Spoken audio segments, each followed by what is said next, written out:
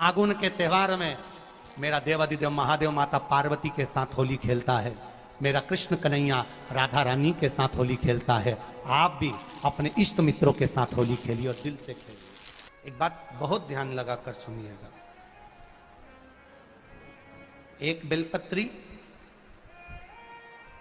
और उस बेलपत्री में एक चंदन की बिंदी और एक अक्षत का दाना मात्र रखकर भी अगर शिवालय पर चढ़ा दी जाती है, एक बेलपत्री एक चंदन का बिंदी और चंदन फिर निवेदन करेंगे। आज के जमाने में तुम लोग सब घिसा घिसाया पड़ा पड़ाया डब्बी का सामान ले लेकर, वो नहीं, चंदन की मुठ्ठियां रखो, थोड़ा सा भी घिसो, जरा सा भी घिसो, उसकी एक बिंदी और एक चावल का दाना। जब हम भगवान देवादिदेव महादेव को समर्पित करते हैं, अपनी कामना कर कर समर्पित करते हैं, तो निश्चितता है कर भगवान उसका फल शीघ्र प्रदान कर देते हैं। भले आपने कुछ करा ना करा, उसका फल तुम्हें मिल जाए। शरीर में बहुत बड़ा रोग हो गया, छूटने को तैयार नहीं है, बड़े बड़े इलाज करवा लिए, बहुत दिखा लिया, बहुत सब दूर इलाज करवाया, सब दूर दिखाया, पर मिटने को तैयार नहीं है, तो फिर अबीर का प्रयोग, एक चावल का दाना, एक श्वेत पुष्प और अबीर भगवान शंकर को समर्पित कर, धीरे धीरे धीरे धीरे शरीर का रोग अपने आप समाप्त होना प्रारंभ हो जाए। होली में मोटे मोटे डूंड जलाए जाते हैं।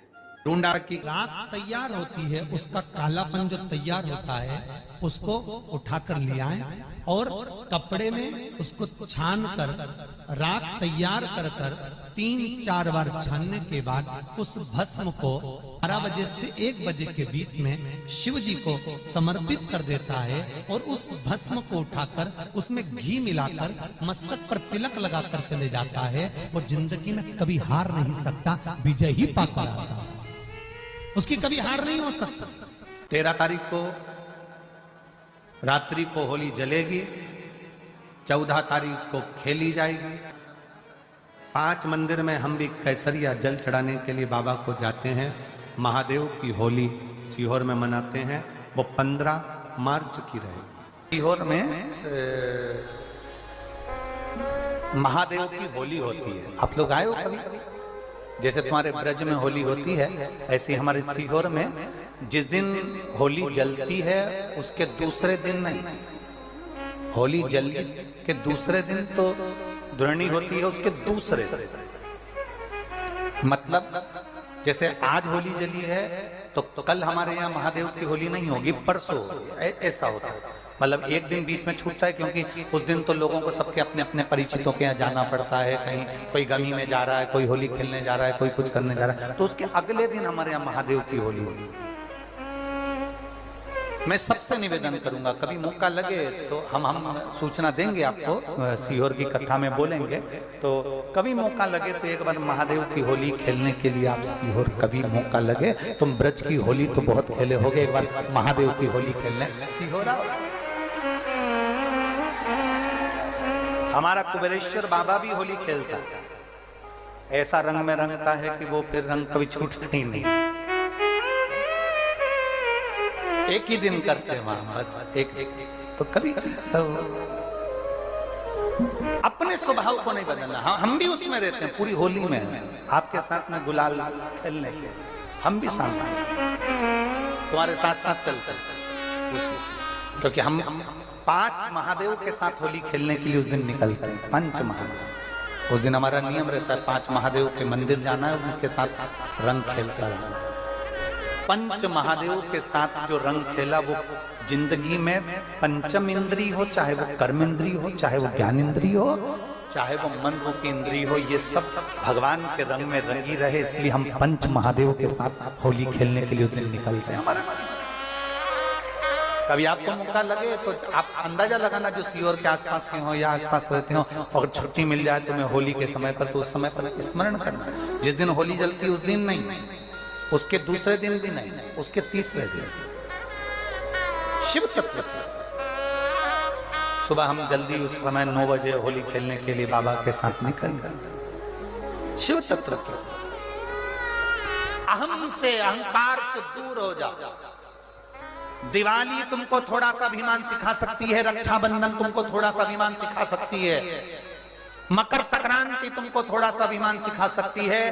कई माताएं मकर संक्रांति पर सामान बांटती है, कोई कहेगी मैंने चलनी बांटी, कोई कहे मैं बाल्टी बांटी, कोई कहे मैं डब्बा बांटी, मैंने तो ये बांटा, मैंने तो थोड़ा सा अहंकार सिखा सकती है मकर संक्रांति भी। रक्षाबंधन भी तुमको अहंकार सिखा सकती है, मैंने तो देखो चांदी की राखी बांधी, मैंने सोने की राखी बांधी, मेरे बहन ने साड़ी दी, मेरे भाई ने ये दिया, मेरे भाई ने, वो भी अहंकार सिखा सकती है। दीपावली भी अहंकार सिखा सकती है कि मेरे पर्दे इतने के लगाए, सोफा सेट इतने का लिया, बेडशीट इतने के लिए, मैंने घर में रंगोली ऐसी डाली, मैंने गुजिया पपड़िया ऐसा बनाया, वो भी अहंकार सिखा सकती है।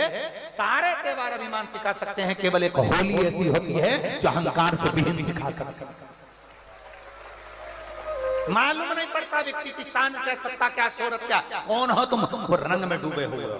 बस शिव तत्व वही कहता है, इस महादेव के रंग में एक बार अगर डूब गए तो फिर तुम उस रंग में रंगने के बाद दूसरा रंग तुम पर चढ़ता नहीं है। क्या रही निवेदन है, अगर किसी को कलर लगा रहे हो, रंग लगा रहे हो, या किसी को रंग में डुबो रहे हो, या किसी को रंग लगा रहे हो, तो हम जिसको रंग लगा रहे हैं इतना विचार जरूर करना कि इसके साथ जिंदगी में हम कभी अपना रंग बदलेंगे नहीं, इसको और गहरा करते चले। कलर लगाओ, खूब लगाओ, गुलाल लगाओ, खूब लगाओ, पर जिसको रंग लगा रहे हो उसमें एक प्रेम का रंग भी जोड़ो कि हम आखिरी तक ये रंग ना बदले, ये रंग ना बदले, ये रंग ना बदले। समय बदलता रहेगा, जीवन बदलता रहेगा, पर आज के मनुष्य भी अपना रंग बदल। होली आ रही है, लगी नहीं रिया की होली जैसा है। दिवाली आती है तो लगता ही नहीं कि दिवाली जैसा है, राखी आती तो लगता ही नहीं राखी जैसा है। सारे त्योहार फीके हो गए गुरुजी। हमने कहा त्योहार फीके नहीं हुए, त्योहार का कलर फीका नहीं हुआ, त्योहार का रंग फीका नहीं हुआ है, बस त्योहार वही है, गुलाल वही है, मिठाई वही है, गुजिया पपड़िया वही है, खुरमे चकरी वही है, पपड़िया वही है, गुजिया वही है, इंसान वही है।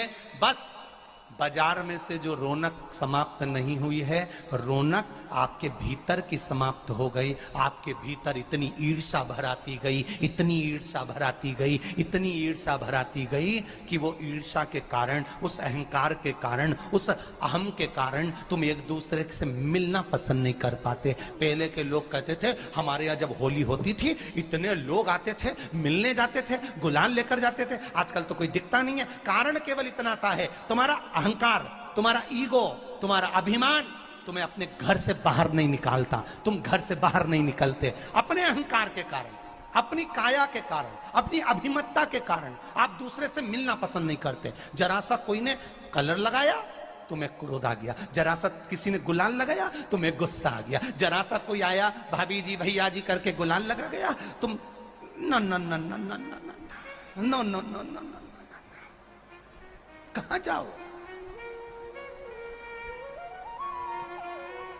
इतने वीआईपी हो गए, इतने वीआईपी हो गए, इतने वीआईपी हो गए कि अपने त्योहारों से भी दूर हो गए। मेरा निवेदन है, होली का त्योहार आ रहा है, उस फागुन के त्योहार में मेरा देवाधिदेव महादेव माता पार्वती के साथ होली खेलता है, मेरा कृष्ण कन्हैया राधा रानी के साथ होली खेलता है। आप भी अपने इष्ट मित्रों के साथ होली खेलिए और दिल से खेलिए। अरे सीहोर में, सीहोर जिले में एक होली होती थी, उस होली का नाम हमने पिछली बार बदल दिया था। कौन सी होली कर दी थी? महादेव की होली। पिछली बार हमारे सीहोर जिले में हमेशा होती आई थी वो होली, थोड़ा उसका नाम हमने चेंज कर दिया था, तो उसको महादेव की होली कर दिया था। मेरे सीहोर जिले के रहने वाले सभी रहवासियों से, जिले भर के निवासियों से निवेदन करना चाहूंगा, वो पुरानी होली को बंद कर महादेव की होली नाम दिया गया है। शिव मंदिर में जाना है, चंदन का जल शिव जी को 1 लोटा चढ़ाना। एक बात अपनी जिंदगी में उतार कर रखो, शंकर भगवान को घी का दिया भी लगाओ तो तुम्हारे घर में जो असली घी हो, थोड़ा सा भले एक पत्ती लगाओ, भले इतनी सी बत्ती जलाओ, पर असली घी की जलाओ। शिव जी को अगर चंदन भी लगा रहे हो तो असली लगाओ। शंकर भगवान को चावल भी चढ़ा रहे हो तो असली चढ़ाओ। शंकर भगवान को अगर अष्टगंध भी चढ़ा रहे हो तो असली चढ़ाओ।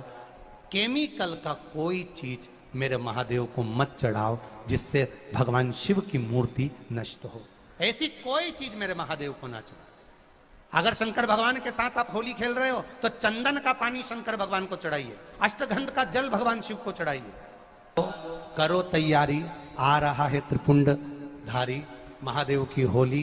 बड़े आनंद के साथ मेरा निवेदन, अपने शिवालयों में, शंकर जी के मंदिरों में, सीहोर जिले के प्रत्येक शिव मंदिर के अंदर चंदन का जल 1 लोटा अवश्य चढ़ाएं। महादेव की होली अवश्य मनाएं और भाव के साथ 5 मंदिर हम भी जाएंगे। कोई जुलूस नहीं, कोई क्रम नहीं, बस बाबा को आराम से जल चढ़ाना ही एक नियम है और बाबा को जल चढ़ाएंगे। आप सब बड़े आनंद के साथ महादेव की होली का स्मरण करिए। महादेव की होली के दिन अष्टगंध चढ़ता है, चंदन चढ़ता है, अबीर चढ़ता है, गुलाल चढ़ता है, पर शिव पर रोली कुंकू नहीं चढ़ता। पर लिंगाष्टक के अंतर्गत कुमकुम चंदन लेपित लिंगम, या स्पष्ट किया कि कुंकू चंदन। तो महाराज जी फिर ये चरित्र का वर्णन, कुंकू तो यहाँ लिखा है कि कंकु चढ़े, तो बहुत ध्यान देना महाराज। शंकर भगवान के शिवलिंग पर आपको फिर निवेदन करूंगा, भगवान शंकर का ये शिवलिंग है, ठीक है, ध्यान देना। ये माता पार्वती का स्थान है, बीच में सुख सुंदरी, राइट लेफ्ट भगवान के पुत्र, ऊपर 5 कन्या। पूरे शिवलिंग पर आप सब कुछ समर्पित करो, पर कुंकू जब भी शंकर को चढ़ाओगे तो जो पार्वती का स्थान है वहीं पर आप चढ़ाए, पार्वती का स्थान। क्योंकि माता जगज्जननी जगदम्बा माता पार्वती ने शंकर से जो मांगा है, आपके शरीर पर रक्तांबर ना दे, ठीक है, आपके शरीर पर मैं रक्तांबर ना दे महाराज। क्योंकि कोई भी पत्नी अपने पति को कभी रक्त में सना हुआ नहीं देखना चाहिए। महादेव की होली के दिन पर बेलपत्री की जड़ के नीचे जाकर प्रयास करा करो कि लाल चंदन का जल, लाल चंदन को घिसकर कलश में उस चंदन को डालकर जल भरकर उसको बेलपत्री की जड़ के नीचे सींचन करने का प्रयास करा करो। है कि धीरे धीरे कर कर वो दुख समाप्त होगा, वो दुख कटेगा ही। एक बहुत ध्यान देने वाली बात है कि अगर मान लो कि कहीं पैसा अटक गया है, नहीं आ रहा है, बहुत अथक प्रयास कर लिया, चंदन का जो जल होता है ये व्यक्ति के जीवन में जो धन कहीं रुक गया, अटक गया, नहीं दे रहा, बेलपत्री के वृक्ष के नीचे, जड़ के नीचे सींचन करने से वो प्राप्त होता है। अथर्ववेद में वर्णन किया गया कि पीपल के वृक्ष की जो जड़ होती है, बेलपत्री के वृक्ष की जो जड़ होती है और आंवले के वृक्ष की जो जड़ होती है, इसके नीचे स्वर्ग का निवास होता है। किसका निवास है? स्वर्ग का निवास। जहां पर ये वृक्ष होता है और उस वृक्ष के नीचे बैठकर हम जब किस जल का सींचन कर रहे हैं, जैसे अभी आपको कहा था कि जल में अगर लाल चंदन मिला हो और आप बेलपत्री के जड़ में सींचन कर रहे हैं तो लक्ष्मी की आवक बढ़ेगी। कहीं पैसा अपना अटक गया, नहीं आ रहा, आएगा। पीपल की जड़ में इत्र का जल, पीपल की जो जड़ होती है उसमें इत्र का पानी, थोड़ा सा जल, उसमें थोड़ा सा इत्र का भाग हो महाराज, और आप भगवान पीपल देव, पिपलेश्वर महादेव का स्मरण कर कर पीपल की जड़ में अगर जल चढ़ा रहे हैं और मान लो शरीर में कोई कष्ट हो गया है, शरीर में कोई रोग हो गया है, कोई मालूम पड़े ये हाथ 4 दिन से दुख रहा है, या 4 दिन से ये नस दब गई है, या ये कमर दब रही है, तो आप 2-4 दिन कर देखो। कलश के अंदर जल, जल में इत्र का थोड़ा सा भाग, पीपल की जड़ के नीचे आप उसका सिंचन करिए पिपलेश्वर महादेव के नाम से। उस जल को थोड़ा सा भाग लेकर आ जाओ उसी में से जो चढ़ाया है, और उस स्थान पर जहां कष्ट है उसको लगाना प्रारंभ करिए। 2 दिन 3 दिन कर देखो। प्रैक्टिकल करने में क्या जाता है, सीवर वाला महाराज झूठ बोल रहा हो तो। कभी कभी अगर ऐसा लगे जीवन में कि दुख बहुत ज्यादा आ गया है, बहुत तकलीफ आ गई है, तो लाल चंदन को घिस कर उस लाल चंदन का लेपन भगवान शंकर पर कर कर फिर पानी चढ़ाओ। अगर कोई संकट भारी है और निकट रहा, जैसे किसी नारी का गर्भ नहीं ठहर रहा, 15 साल हो गए, 20 साल हो गए, 25 साल, जैसे इसने लिखा एक माता ने कि 18 साल की बेटी हो गई थी पर संतान में पुत्र नहीं, तो उसने भाव से कथा सुनी। ऐसे आपके भीतर अगर 20 साल हो गए, 25 साल हो गए, 30 साल हो गए, संतान का सुख ही नहीं है, लाल चंदन का लेपन बाबा भोलेनाथ पर करना प्रारंभ करो। पीठिका पर लाल चंदन का लेपन करना प्रारंभ करो। लाल चंदन से बाबा का श्रृंगार करना प्रारंभ करो। एक बेलपत्री पर लाल चंदन, दोनों पत्ती नीचे वाली, जो नीचे की जो 2 पत्ती होती है इस पे लाल चंदन, और बीच वाली पत्ती पर पीला चंदन लगाकर बाबा के शिवलिंग को समर्पित करिए। बाबा से प्रार्थना करिए, रोज प्रार्थना करो। परंतु एक बात का स्मरण रहे, 25 साल हो गए, 20 साल हो गए, 30 साल हो गए, संतान नहीं, तो पहले जल से अभिषेक कराना। अभिषेक कराकर उस जल का आचमन करने के बाद हाथ को खासा करना, धोना।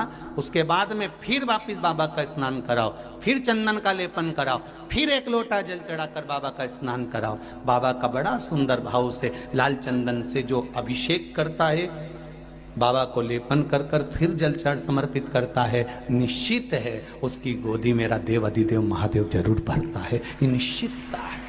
हम तो बेटियों से भी कहते हैं, जिसका विवाह नहीं हो रहा हो, 25 साल, 30 साल, 27 साल, 28 साल, 32 साल, 40 साल हो गए हो, नहीं हो रहा हो बेटा बेटी का विवाह, उसे लाल चंदन का प्रयोग अशोक सुंदरी वाली जगह पर 7 बिंदी लाल चंदन की लगाकर 7 बेलपत्र 7 बिंदी पर रखिए, और महाराज अपनी कामना कर कर भगवान से आइए। बाबा देगा, करेगा, 3-4 महीने में विवाह पक्का करेगा। ये लाल चंदन की महत्वता है शिव तत्व। रोग बढ़ गया, बेलपत्री के वृक्ष के नीचे दीप लगाना प्रारंभ करो। बाबा से विनती कर कर घी का दिया लगाइए बेलपत्र वृक्ष के नीचे, बाबा से निवेदन करिए, रोग निवारण।